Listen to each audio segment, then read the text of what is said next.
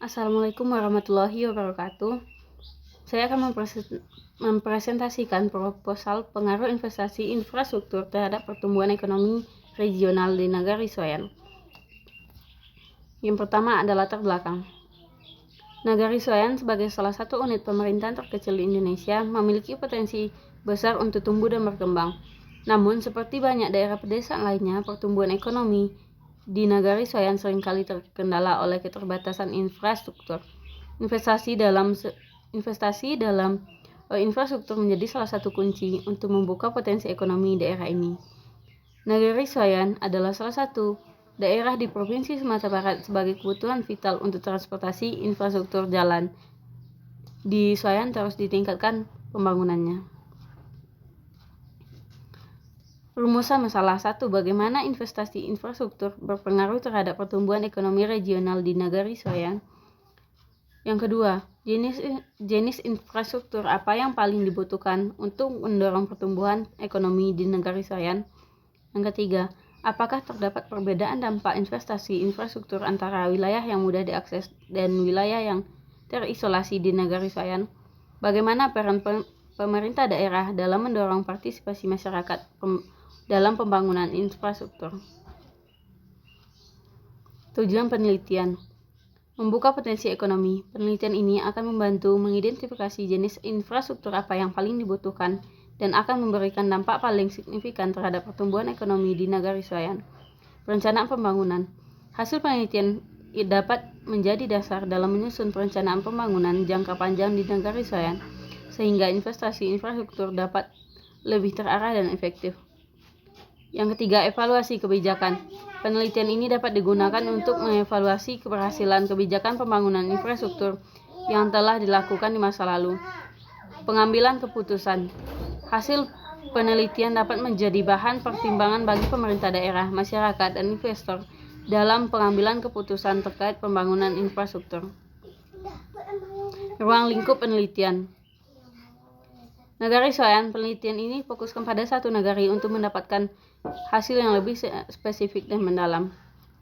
Periode waktu penelitian dapat dibatasi pada waktu tertentu, misalnya 5-10 tahun terakhir, untuk melihat tren dan perubahan yang terjadi. Tinjauan pustaka. Investasi infrastruktur. Investasi infrastruktur adalah kegiatan penanaman modal untuk membangun, memperbaiki, dan memperluas fasilitas yang mendukung aktivitas ekonomi. Ini dapat berupa pembangunan jalan, jembatan, pelabuhan, bandara, jaringan listrik, sistem air bersih, dan fasilitas publik lainnya. Infrastruktur pekerjaan umum. Menurut Menteri Pekerjaan Umum 2024, infrastruktur PU berperan vital dalam mendukung pertumbuhan ekonomi nasional, terutama sebagai katalisator di antara proses produksi, pasar, dan konsumen akhir yang keberadaannya dapat merefleksikan kemampuan berproduksi masyarakat dan tingkat kesejahteraan masyarakat, serta merupakan modal sosial bagi masyarakat dalam melakukan aktivitasnya. Ketersediaan infrastruktur pekerjaan umum yang merupakan bangunan fisik untuk kepentingan umum dan keselamatan umum seperti jalan, irigasi, air bersih, sanitasi, dan berbagai bangunan perlengkapan kegiatan pemukiman lainnya merupakan prasyarat agar berputarnya roda ekonomi dengan baik. Teori pertumbuhan ekonomi. Yang pertama, ada teori ekonomi klasik, yang kedua teori neoklasik, yang ketiga teori Keynes dan pasca Keynes, yang keempat teori basis ekspor, dan yang kelima teori sektor. Metode penelitian.